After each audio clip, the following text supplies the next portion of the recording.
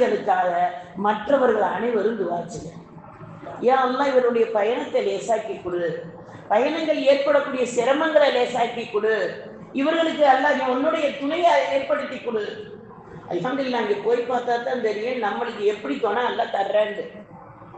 போய் பார்த்து அந்த அனுபவிக்கும் போது தான் நம்மளுக்கு தெரியும். நம்ம இங்கிருந்து போய் நம்ம எப்படி போவோம், என்ன செய்வோம், ஒரு கலக்கமா இருந்தாலும் அல்ஹம்துலில்லாஹ் படிப்படியா நம்மளுக்கு நான் இருக்கேன், நீ ஏன் கவலைப்படுற, உன் கூட நான் தானே இருக்கேன் அப்படின்னு அல்லாஹ் நம்ம கூடயே உதவக்கூடிய அந்த மாவுல நம்ம இங்க பார்க்கலாம்.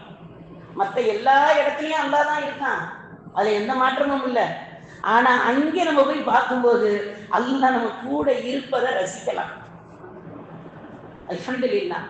அப்ப நம்ம இன்ஷா அல்லாஹ் நம்ம போறவங்களுக்காக வேண்டி இருப்பவர்கள் துவா செய்யணும், போறவர்கள் அனைவருக்காக துவா செய்வதோட தனக்குத்தானே எல்லா காரியங்களையும் எனக்கு பகுத்தறிவோட செய்யக்கூடிய பாக்கியத்தை கூடிய அல்லாஹ் அந்தந்த இடங்கள்ல எனக்கு அந்தந்த வரலாறுகளை ஞாபகப்படுத்தியா அல்லாஹ்.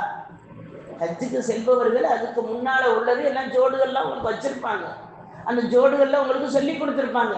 அல்ஹம்துலில்லாஹ். அது அல்லாம தெரிஞ்சவங்கள்ட்ட அறிஞ்சவங்கள்ட்ட அதுக்குள்ள விளக்கங்களை வெட்கப்படாம கேட்டு, நம்ம கேட்ட நம்மளுக்கு தெரியலன்னு நினைச்சிருவாங்களே, கிடையாது. அல்ஹம்துலில்லாஹ். ஹஜ்ஜு என்பது அங்கே போனாதான் தெரியும். நபுசு நம்ம வேலை செய்யாது, அறிவும் நம்ம வேலை செய்யாது. இஹ்ராம் கட்டிட்டோம்னால என்ன ஆயிடுறாங்க, அறிவு வேலை செய்யாது, நப்சு வேலை செய்யாது. இந்த ரெண்டு வேலை செஞ்சா தானே, போராட்டம் இருந்தா தானே நமக்கு ஒரு விளக்கங்கள் கிடைக்கும். இது ரெண்டுமே போராடாது.